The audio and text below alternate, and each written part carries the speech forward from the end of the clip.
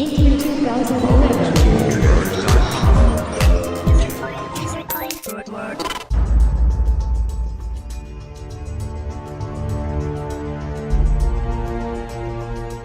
So the goal with this game is to basically go back to the origins and sort of set a whole new foundation for who Lara is. So that means we don't go back into the old canon. There will be a couple of things in there that Tomb Raider fans will be absolutely delighted with, but we won't be positioning a character that by the time she gets to the end of the game, she'll put on those tight shorts and that blue top. Those days are left for the sort of older Lara Croft and the pop icon that she is. But for this new game, we set a whole new foundation. This is almost like The Batman Begins. It's one of those titles that we took inspiration from the very beginning. It's how we break the character down in the first third of the game and sort of show a different side to her and ultimately help redefine her both sort of mentally and physically all the way through.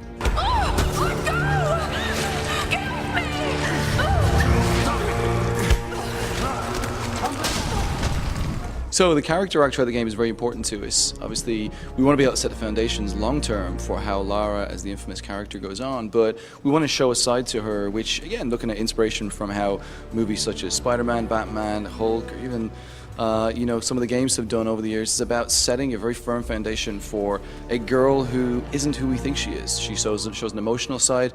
She shows a very different perspective on the world that we ever thought we knew of her. And ultimately, as we play the game, we start to learn how she grows. She becomes that survivalist, and that gritty side comes out, and that infamous Lara that we want her to be. So it starts to show her face pretty soon on in the game. So throughout the entire experience that you saw today, one of our goals is to be able to really bring character performance. It's about really thrusting the player into that emotional situation with the character and bringing them really close. So we do things like we brought a cinematographer on board, a new camera team. So it's all new camera team from what we've ever had before. So there's a lot of breaking the camera off and putting a player right up beside Lara in tight situations like the claustrophobic tunnel.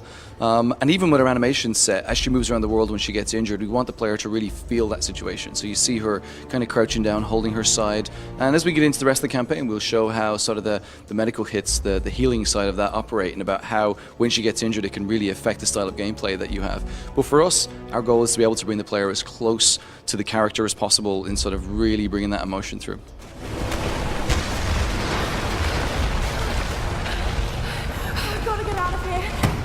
So the three core pillars of the Tomb Raider experience is about smart, resourceful Lara. It's about sort of teaching the player about the building blocks of how physics and how the dynamics of the world operate. So in what you've seen today, it's all about sort of teaching the player earlier on about fire, for instance, and about how fire is a very important asset, but obviously it gets put out by water.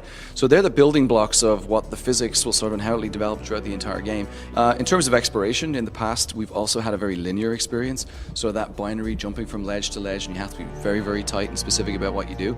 Now, we're not an open world game because we want to be able to tell that direct, emotional, immersive story. So what we've done is we've created a system which are all sort of non-linear hubs. Basically, the locations from all around the island, you'll be able to come in and out of those locations as freely as you want using the fast travel system in our UI. But each area allows us to be able to define a very unique and different experience.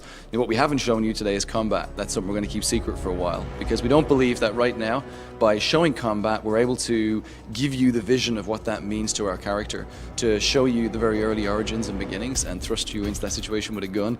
We kind of feel would extract you from what we're trying to sell right now. So combat will come. It's a little while away, but we're very, very excited for it.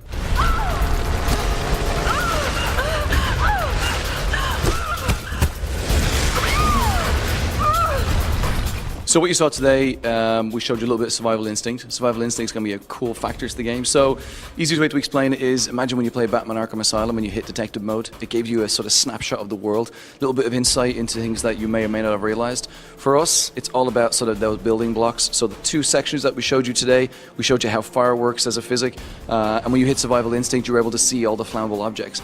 Then at the end of the cutscene, we showed you Lara acknowledging a footprint on the ground, and then as soon as you hit survival instinct, you're able to see those footprints.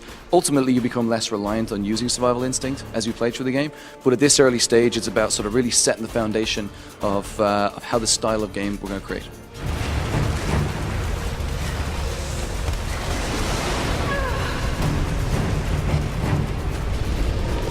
We're just about to embark on yet another E3. This is going to be the first of two E3s. We're going to be shipping in fall 2012. We have a little bit behind closed doors at this one. We're very excited to hear what people think. We've had quite a long run up to this, and we're planning to bring the game out on Xbox 360, PlayStation 3, PC, and hopefully also for Mac.